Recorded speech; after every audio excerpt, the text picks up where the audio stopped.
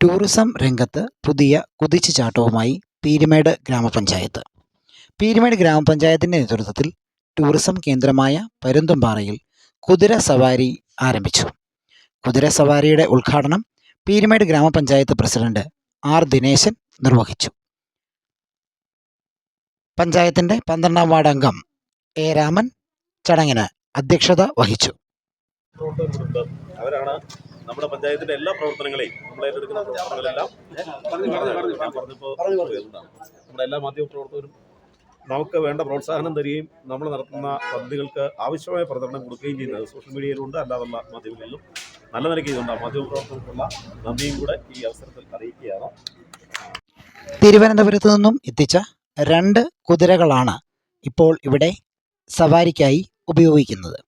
പരുന്തുംപാറയിലെത്തുന്ന സഞ്ചാരികൾക്ക് പ്രാപ്യമാകുന്ന നിരക്കിൽ കുതിര സവാരി നടത്തുവാൻ കഴിയും എന്ന് പഞ്ചായത്ത് പ്രസിഡന്റ് അറിയിച്ചു. ഒരാൾക്ക് 150 രൂപ നിരക്കിലാണ് ഇപ്പോൾ കുതിര സവാരി ഒരുക്കിയിരിക്കുന്നത്. പീരുമേട് ഗ്രാമപഞ്ചായത്തിൻ്റെ വിവിധ ടൂറിസം കേന്ദ്രങ്ങളിൽ കുതിര സവാരിയുടെ സേവനം ലഭ്യമാകും എന്നും പ്രസിഡന്റ് അറിയിച്ചു. ചടങ്ങിൽ മറ്റ് ഗ്രാമപഞ്ചായത്ത് അംഗങ്ങളും ജനപ്രതിനിധികളും പങ്കെടുത്തു.